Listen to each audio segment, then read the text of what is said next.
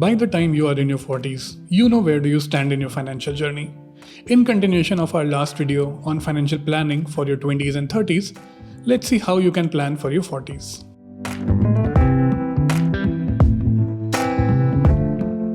If you are in your 20s and 30s, use this video as an example on what problems you can avoid if you are careful with your money right now. If you are in your 40s, you may be on the positive side, knowing that you have taken just the right steps money-wise. You have invested the right amount in your 20s and 30s, and a good retirement is well within your reach. Or you may not be so happy and struggling with how to secure a nest egg that will last all your retirement. In your 20s, you can take a lot of risks. There would be a lot many roads that can take you to your goal of financial freedom. But as you reach 40s and 50s, your options begin to slim down. You can still reach your goal of financial freedom. It's still very much doable.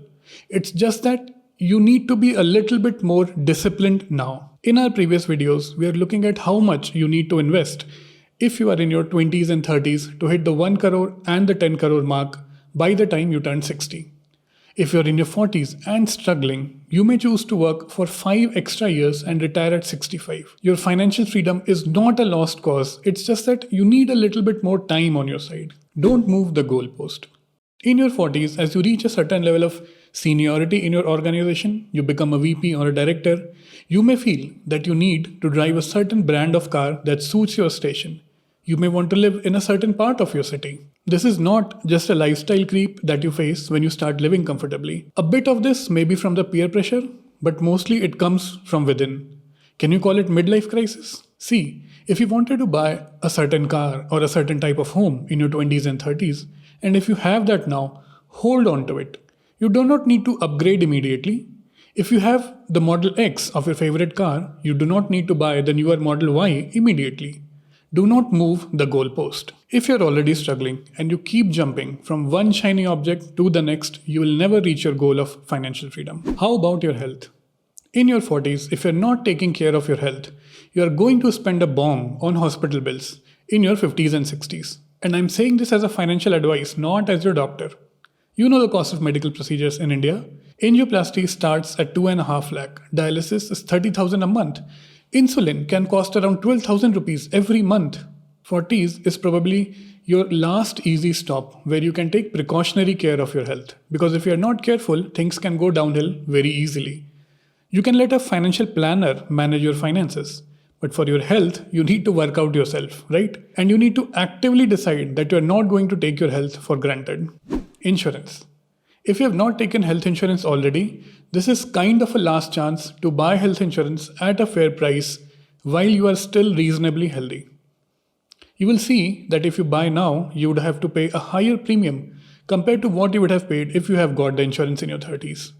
But it is still better to buy now than wait and buy in your 50s when the premiums will go so high that it will feel like an extortion. In your 20s and 30s, buying insurance is mostly about emergency care. What if I got in an accident?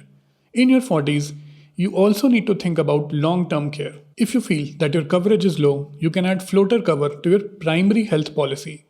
Floater policies are a top-up on your existing health policy that increases your overall coverage. Do a basic check of your retirement planning. There are many calculators available online that you can use for this purpose. These calculators mostly use the 4% withdrawal rate. And all these calculators will give slightly different numbers based on their parameters. But you only need 4 basic numbers to work with these calculators. Number 1, the amount you have already saved up for your retirement. Number 2, the amount you can save from now till your retirement every month. Number 3, your estimated expense at the time of retirement. And number 4, the amount of return that you can reasonably expect to generate. For the 4% withdrawal rule, you simply multiply your annual expenses by 25.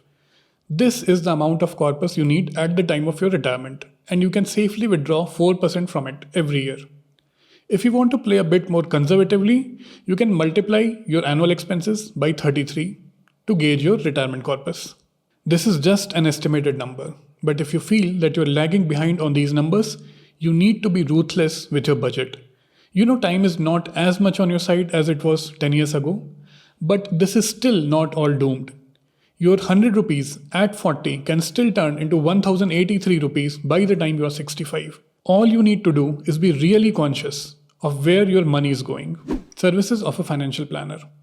If you have doubts on your numbers and you are not sure where do you stand and if you will be able to make it to a comfortable retirement, engage the services of a financial planner.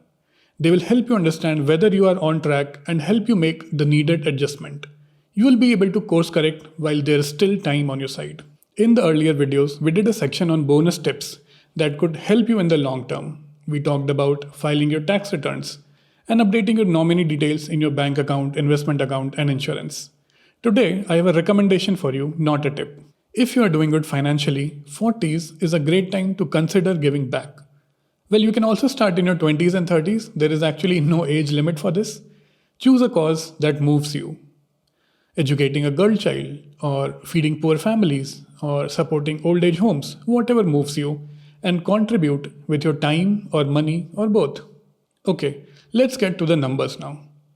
In our last video, we have seen that you only need to invest 3,500 or 6,300 every month at the rate of 10% return to hit the 1 crore mark by the time you turn 60 if you start at 31 or 36 years of age respectively.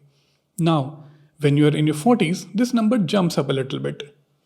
But still doable.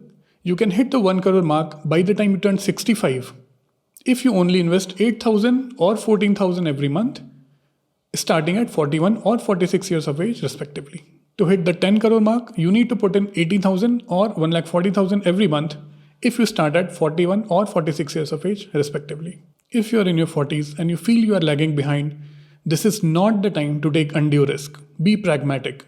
Aim for a reasonable rate of return and try to increase the amount you are investing as much as possible. If you do not even have a plan for your retirement, it's imperative that you start saving immediately for your golden years and plan your finances accordingly. It's time to sit down and chalk out the road ahead to ensure a stress-free retirement and a prosperous time in your golden years. May this video give you hope that all is not lost. There is still time. May your 50s be a time of celebration and not panic. Hit the like button, click subscribe, and press the bell icon. Wrapping it up, this Paritosh signing off.